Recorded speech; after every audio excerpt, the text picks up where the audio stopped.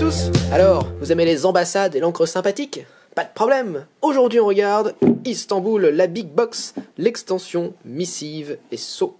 L'extension Missive et Sceaux, c'est la deuxième extension pour le jeu Istanbul. La première était Mocha et Bakshish. Si vous voulez d'ailleurs voir des vidéos pour le jeu de base ou pour l'extension Mocha et Bakshish, il y a des vidéos disponibles sur la chaîne. Vous pouvez cliquer sur les fiches ou sur les liens qui sont en description.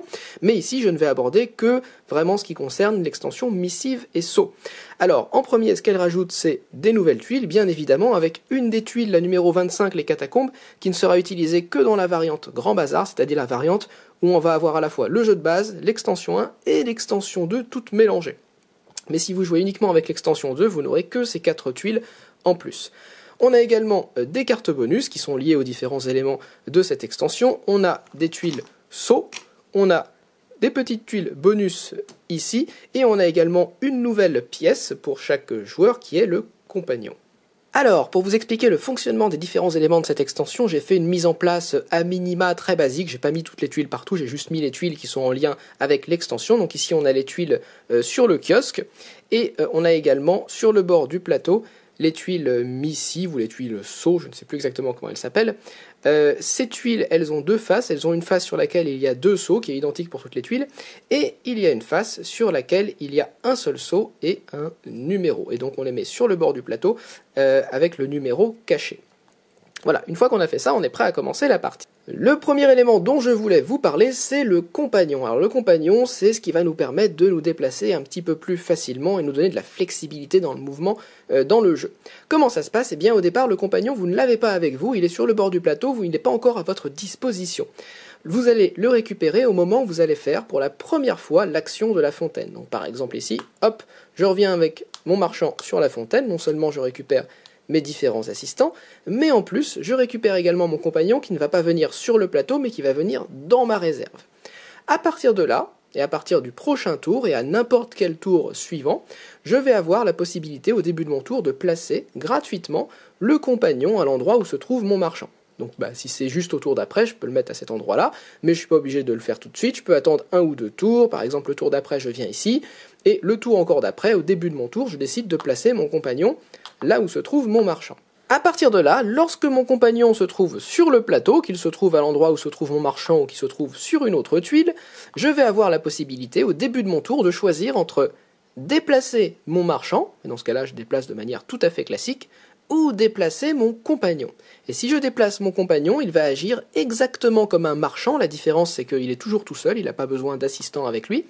Et la deuxième différence, c'est qu'il ne va pas pouvoir bouger de deux cases, il va pouvoir bouger d'une seule case. Donc là, par exemple, au début de ce tour-là, je peux choisir entre prendre mon marchand et l'emmener, par exemple, à la grande mosquée là-haut ou ailleurs, ou utiliser mon compagnon, et par exemple, mon compagnon pourrait venir, hop, au salon de thé.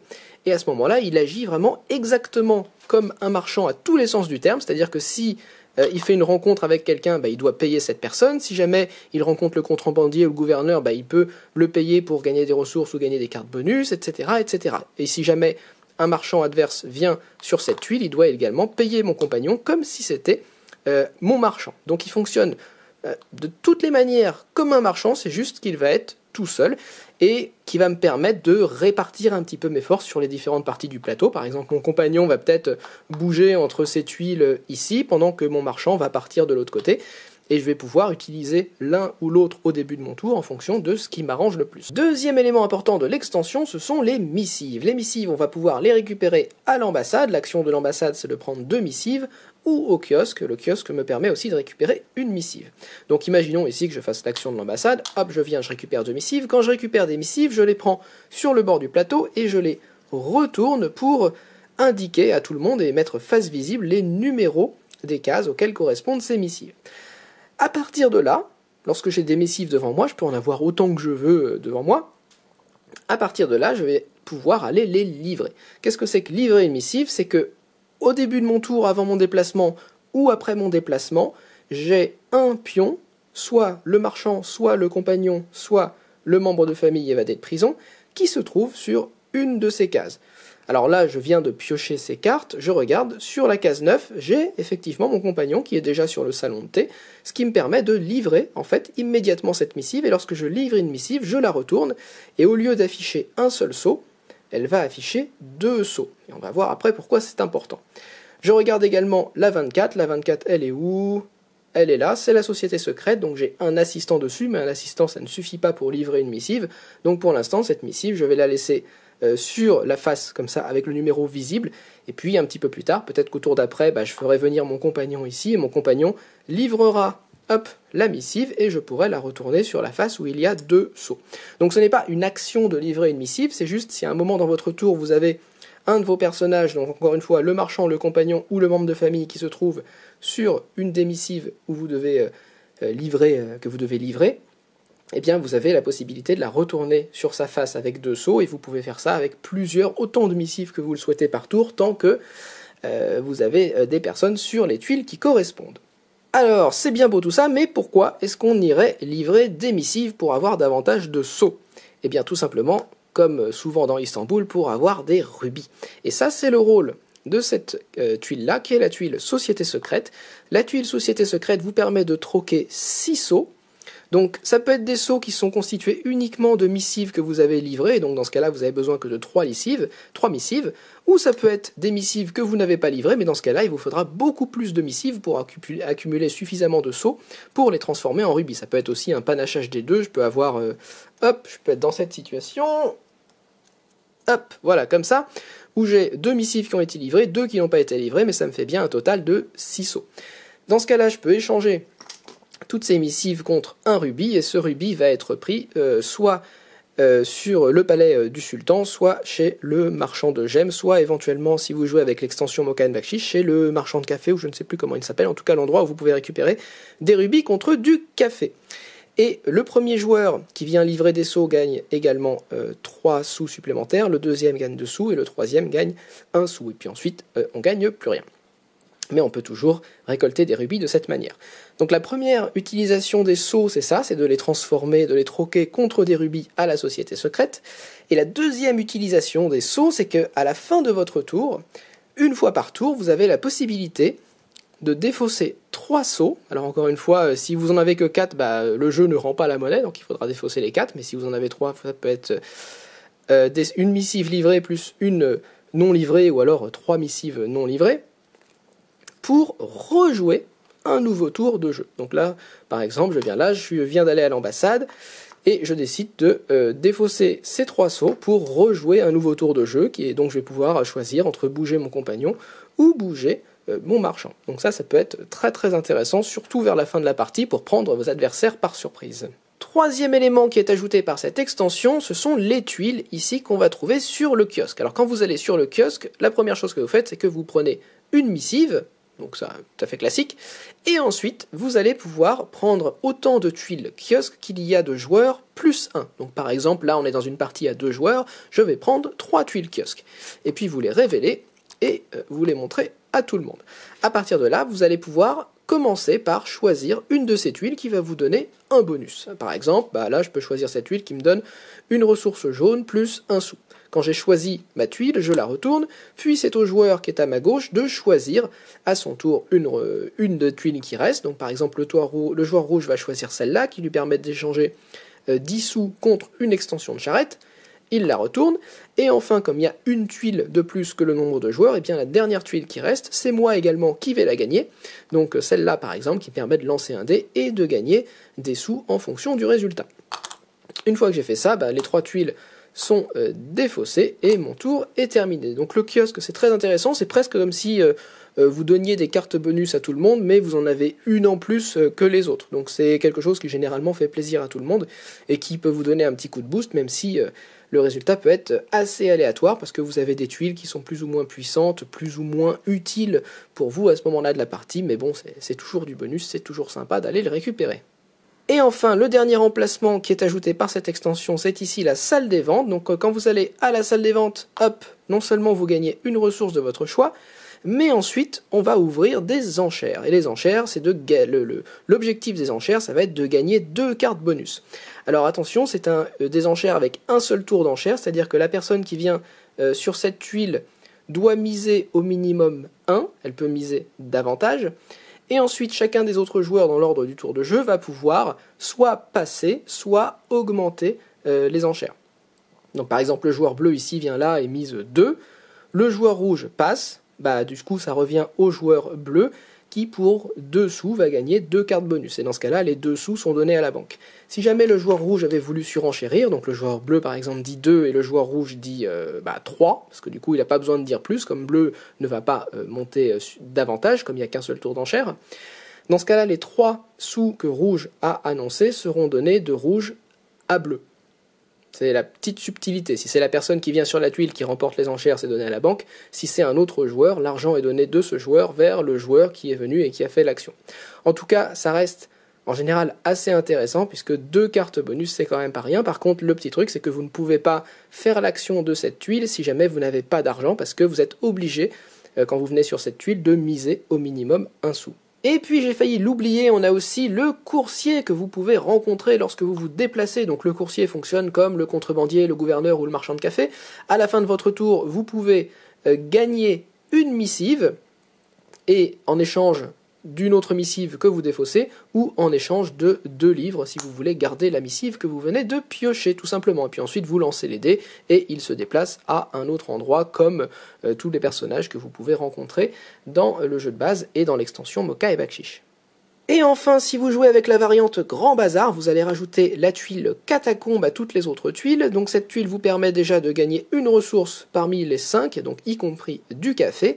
Et ensuite, vous allez pouvoir prendre votre marchand et les assistants qui sont avec lui, ou votre compagnon, et le déplacer sur la tuile de votre choix. Par contre, vous n'allez pas réaliser l'action de la tuile sur laquelle votre marchand ou votre compagnon va arriver. Alors, je ne vous montre pas non plus l'effet de toutes les cartes bonus, il y en a pas mal qui sont rajoutées dans cette extension, je vous en montre juste quelques-unes, donc par exemple celle-là qui vous permet de payer 3 sous pour déplacer votre marchand et les assistants sur le lieu de votre choix, celle-là qui vous permet de gagner une missive normale, cette carte qui vous permet de réaliser 2 fois l'action de la tuile Société Secrète, où vous échangez des sceaux contre des rubis, celle-là qui vous permet de déplacer votre compagnon non pas d'une case mais de 2 cases, celle-ci qui vous permet de déplacer votre membre de famille d'une case orthogonalement, ce qui peut être assez intéressant, celle-là vous permet de vous lancer 2 dés et puis en fonction du résultat vous gagnez de l'argent ou vous gagnez des ressources. Ici, vous allez pouvoir copier l'action de la carte bonus qui se trouve sur le dessus de la défausse du caravansérail. Voilà, celle-là, vous pouvez réaliser l'action d'un des petits bonhommes que vous allez rencontrer, etc., etc. Donc vous avez pas mal de cartes bonus supplémentaires qui viennent dans l'extension Missy Vaisseau, qui sont plutôt sympas. Je vous montre pas non plus toutes les cartes kiosques, mais toutes les tuiles kiosques, mais bon, elles ont toutes des effets assez différents. Vous pouvez gagner du café et de l'argent, gagner des cartes bonus, gagner des ressources et de l'argent, vous pouvez échanger des cartes bonus contre des missives, ou des missives contre des cartes bonus, échanger de l'argent contre des missives ou des missives contre de l'argent, gagner de l'argent tout simplement, échanger de l'argent contre des cartes bonus ou des cartes bonus contre de l'argent, etc., etc., ou même échanger des missives contre des ressources ou des ressources contre des missives. Voilà, donc c'est tout un tas de cartes très très très variées qui ajoutent pas mal de possibilités dans les parties. Boum! Et voilà, c'est tout pour Istanbul, Missive et Sceaux. Alors, qu'est-ce que je pense de cette extension? C'est sympa. J'aime bien l'extension, c'est les petites tuiles kiosques, c'est amusant, ça rajoute quelque chose. On a une nouvelle possibilité pour gagner des rubis avec la Société Secrète. Mais bon, globalement, je vais dire tout de suite que je préfère assez largement l'extension Moka and Bakshish. Cette extension-là ajoute peut-être, je sais pas, les éléments qu'elle ajoute sont peut-être un petit peu moins amusants que ceux de Moka and Bakshish. Là, évidemment, on a le compagnon, qui permet de compenser un petit peu l'extension de la taille du plateau, et donc de se déplacer plus facilement, mais le compagnon est peut-être un petit peu moins amusant que les pouvoirs assez forts qu'on pouvait récupérer dans l'extension Moka and Bakshish, où on pouvait traverser la carte directement en allant échanger du café contre des tuiles pouvoir. C'était plus amusant de Moka and Bakshish que d'avoir ce compagnon, qui finalement est quand même une contrainte, parce qu'il faut aller faire l'action de la fontaine pour récupérer son compagnon, et une fois qu'on a le compagnon, bon, il faut qu'il puisse se retrouver, il peut des fois se retrouver bloqué dans un coin de la carte et finalement être proche de tuiles qui sont pas toujours très intéressantes pour nous, et donc il faut sacrifier des actions pour le ramener à un endroit où ce sera un petit peu plus intéressant.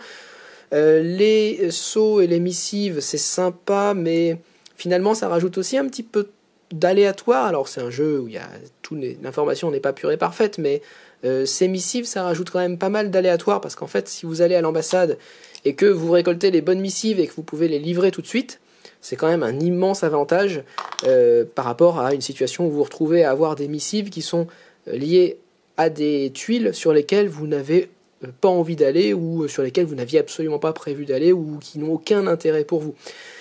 Donc ça rajoute un petit élément d'incertitude qui est un peu du pile ou face. Alors évidemment, si vous prenez beaucoup de tuiles sceaux, plus vous en prenez, plus vous avez de chance, et plus vous les prenez tôt dans la partie, plus vous avez de chance de les livrer. Mais bon, c'est pas toujours, on n'a pas toujours envie d'aller chercher des sceaux. Même si le fait de pouvoir en dépenser 3 pour rejouer un nouveau tour de jeu, c'est extrêmement intéressant. Mais bizarrement, cette action, on a tendance à l'oublier. Même dans la première partie, j'avais complètement zappé ce fait. Et dans la deuxième partie que j'ai faite avec l'extension, on s'est rappelé qu'on pouvait faire ça.